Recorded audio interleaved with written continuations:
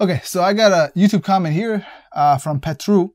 He writes, for YouTube indoor headshot, vlogging and occasional outside vlogging, would you recommend the Canon EOS M6 Mark II or the Sony a6400?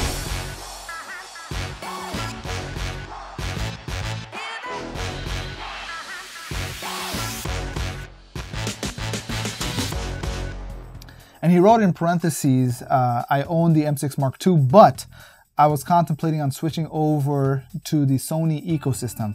I don't know if it's worth it. I prefer the Canon color tones while I admire Sony's sharpness, but I'm worried for having to color grade too many hours the Sony footage. So Petru, for starters, I have a video that showcases the 5 reasons why you should get a Canon EOS M6 Mark II over the a6400. However, there are reasons why you should consider the a6400 over the M6 Mark II. But before we go there, if this, for any of our other viewers, if this is your first time tuning in, my name is Belal Khan. I'm a marketing professional, or marketing by profession. Media stuff kind of comes with the territory, and it is also kind of a passion of mine. And my whole objective with this channel is to help people unleash their creative and make their ideas real using digital media. Personally, I'm not a Canon or Sony or Panasonic. In fact, I have 3 Panasonic cameras in front of me right now. I've got a Canon EOS M6 Mark II in my hands right here with a bunch of Canon lenses on the table. I also have a box with Sony XD cams for seminar and professional work that I do as well. So I'm very familiar with kind of all of the different systems. And each one has its pros and cons, its own things that they do really well and limitations that you need to be cognizant of. What is the key decision-making factor for you? So the reason I'm asking this is because if you're driven completely by cost, then hands down Canon. And the reason is because one, the bodies between the a6400 and the M6 Mark II, about similar price. The Sony's maybe $100 more. And if you're considering the a6600, which has more function buttons and custom buttons and bigger grip and bigger battery and sensor shift stabilization and whatnot, it's gonna be maybe close to 12 or 1300, 1100 maybe, 1200 used. But the lenses, that's where Canon wins out in terms of cost and prices. Canon has EF and EFS lenses going back like 20 plus years. So you have a lot of options to choose from that work very well and adapt very well to Canon mirrorless systems, whether it's the EOS M series or even the EOS R mirrorless series. They all adapt very well in terms of autofocus and things like that. But when it comes to Sony, their lenses are more expensive, right? However, Sony's is a newer system in terms of mirrorless cameras. They also have a pretty big variety, not as big as Canon's, but they have a big variety. Now, one of the advantages that Sony has is that they have third-party manufacturers that make affordable lenses also, from Sigma as well as Tamron, that tend to be really good, affordable, and perform as well. So you have a lot of options in that regard. But again, if cost is your key determining factor, then stick with Canon. However, if you are not limited by just cost, but you do want the best image quality, and you're considering things like picture profiles, and you want to do editing, because this is one of the things that I wish that Canon had. I wish Canon had picture profiles. I mean, they have little adjustments that you can make here and there, but they don't have any kind of hybrid log gamma or log settings to maximize the dynamic range that the camera is capable of. The camera does very good raw photos, brilliant raw photos. And in fact, this camera can do 30 frames per second raw 18 megapixel photos for maybe a second or 2 seconds, which is about 5.1K video raw, but it's a nightmare to be able to kind of extract each image, so it's not really practical. But Sony, at least they have those picture profiles that allow you to take advantage as much of the dynamic range as possible, something that Canon doesn't have. However, now when it comes to the color science, yeah, like Canon right out of the box is good to go. It looks fine. With Sony, standard picture profile looks fine too, right? But in terms of the picture profiles and you adjusting the ISO settings and even getting to low light scenarios, you're gonna have some sort of either green or reddish shift. And so to adjust for that, you're gonna have to learn a little bit of color grading, at least Lumetri or something like that in Premiere, that enables you to get around that. So, and it's not that difficult. Once you figure it out, you're good to go. And in my case, regardless of whether I'm shooting on a Canon or my Panasonic cameras, I'm gonna bring it into the editor, make color adjustments anyway, right? With the Canon, I'm gonna reduce the contrast. With the Panasonic cameras, I'm gonna reduce the, because it tends to shift a little bit more red, kind of reduce that a little bit. And because I'm using 3 different Panasonic cameras, 2 of them are 8-bit. One is this one right here is a 10-bit GH5, then I'm gonna have to do a little bit of color matching. So, but yeah, I mean, again, I would prefer for video, specifically for video, I think Sony is a better option if you're cool and look forward to doing editing. And the other major benefit of the Sony cameras, which I didn't mention in the other video, which is a disadvantage of Canon, is that Canon is limited to 30 minutes of recording. And so if you want to do long form video, and like, for example, like right now, this video that I'm doing right here, like I'm recording multiple videos in one sitting. And so right here, I'll probably be sitting for like an hour plus. And this bad boy, it ran out of battery and I got run into 30-minute, 30-minute record limits. Whereas on my Panasonic cameras, I can record for days without a problem.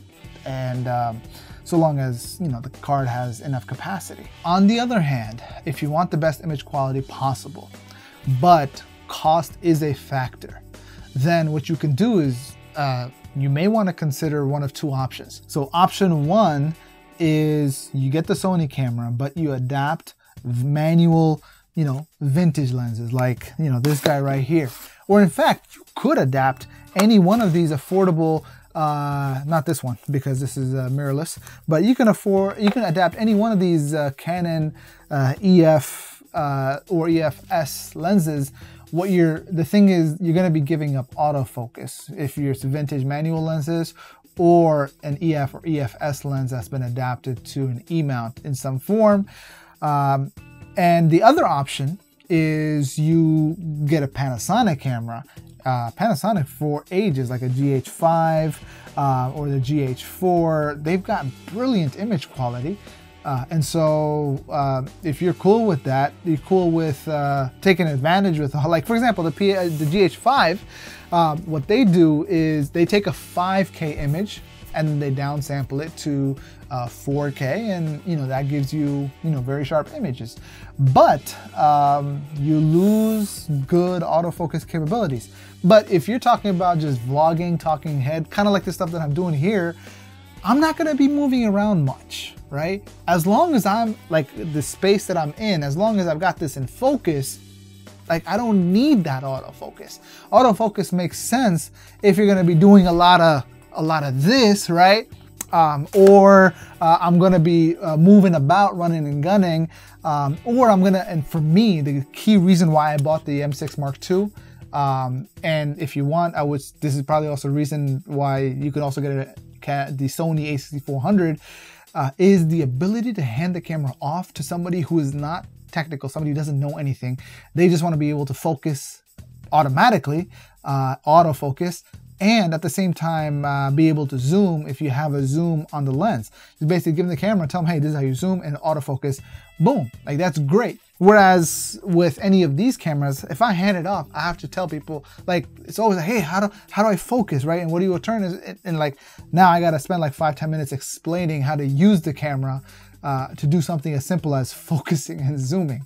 And so that's one of the advantages of a Canon and a Sony a6400, is that even if you have a kit lens on it, and the kit lens is relatively cheap, like $100, keep an autofocus lens so that you have the luxury of being able to autofocus. And so, whereas with the Panasonic, you're not gonna have that option in a reliable way. Now, as I mentioned earlier, I actually have 3 Sony XD cameras that I work with for seminar productions and for some of that kind of client work that I do in freelance.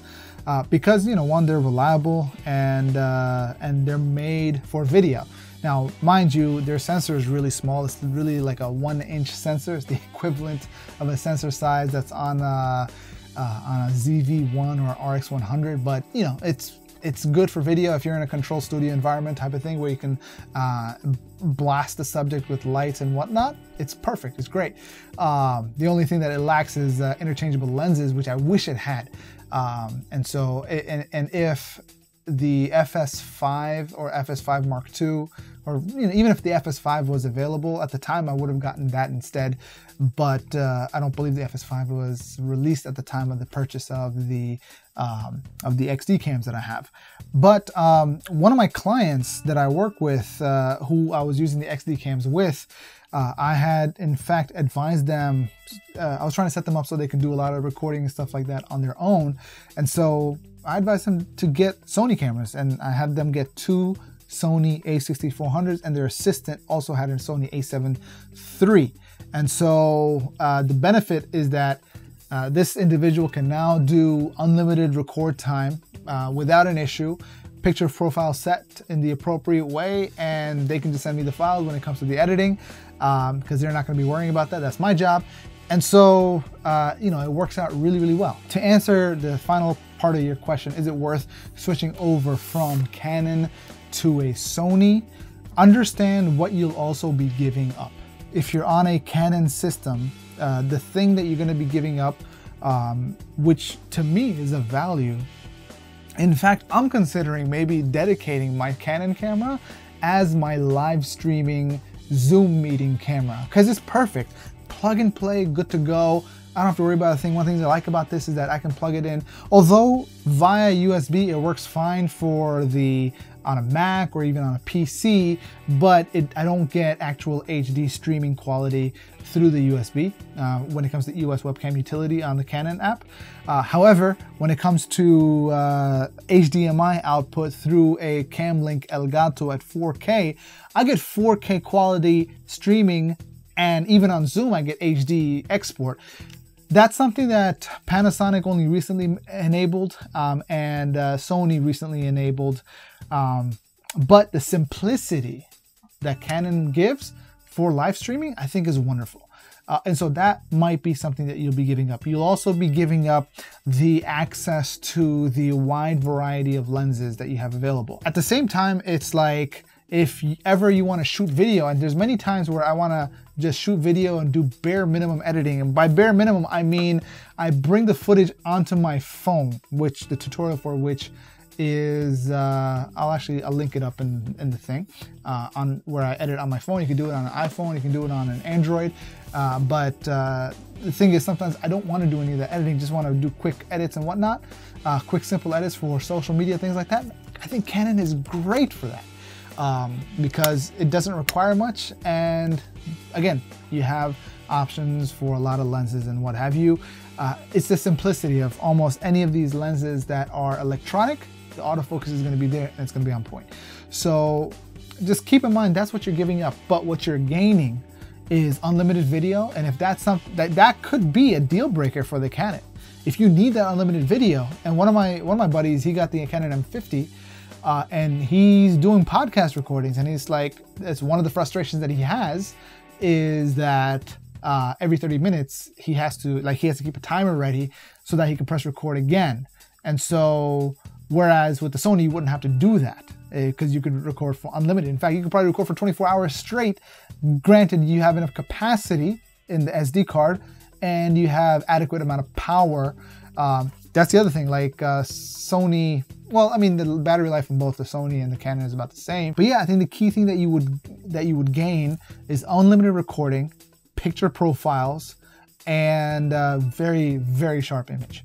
But what you're giving up is like easy, simple zoom stuff, library of lenses that you have access to across for the last 20 plus years, autofocus, simple user interface. So again, it just comes down to which one is more important to you. Personally, like if you're already in Canon, stay there, unless you see yourself upgrading to Sony full frame or something like that. Because one of the things is that a lot of times people get into a crop sensor system with the aspiration and hopes of upgrading to a full frame. Now, if you don't have any hopes of upgrading to a full frame Canon, and this is the other thing that's going to be a guiding principle for you, is your primary purpose video or photo, right? One of the things that you'll definitely be missing out on, and this is one of the reasons why I would keep my Canon and work to maybe get a full frame Sony camera as opposed to a crop sensor one. And one of the things I'm actually looking forward to in the near future is a Sony a7C, A7 Charlie. But the thing with this is that the photos I get out of this, for the price that I get, 32 megapixels of raw quality images. Like, I love them. This is a great photo camera, hands down. And that's the thing. Canon makes great photo cameras and they have brilliant lenses. Sony, they make decent photo cameras, but much better video options with good quality lenses that are a little bit more expensive. So I hope that's helpful. Let me know in the comments below. I'll see you soon.